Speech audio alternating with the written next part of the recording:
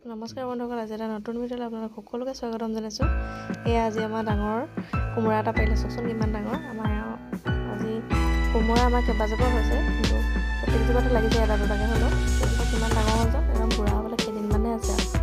মানে হাঁহৰ মাংসৰ লগত আজি মজা হ'ব। এয়া হাঁহৰ মাংস বনাব লৈছোঁ আৰু আজি অকণমান থৈ দিছিলোঁ, কাটি লৈছোঁ মানে। তাৰপিছত এয়া আকৌ এই মাছ কাটি আছে, মাছ এটা কাটি আছে।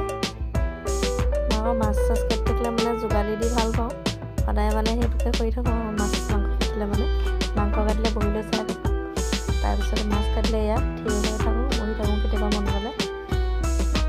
তাৰপৰা এওঁ ধুনীয়াকৈ ফিচিং কৰি আছে, কলপাত এখিলা লৈ মেলি। মাটিতে বহিব নোৱাৰে, বহি আছে আৰু যেনে তেনে, তলত বহিবলৈ দিগদাৰ হৈ যায়। তাৰপৰা এই ঘৰডোখৰত পেলাই মনে মনে কাটি আছে। মই পোহৰটো মাৰি দিওঁ, কোলা কুকুৰাটো আছে যে। মাছত ইমান দিগদাৰ নাই, মাংসত অকণমান দিগদাৰ হয়। এই পোহৰটো ভাল বেছিকৈ নহ'লে মাছত ইমান মানে দিগদাৰ নহয়।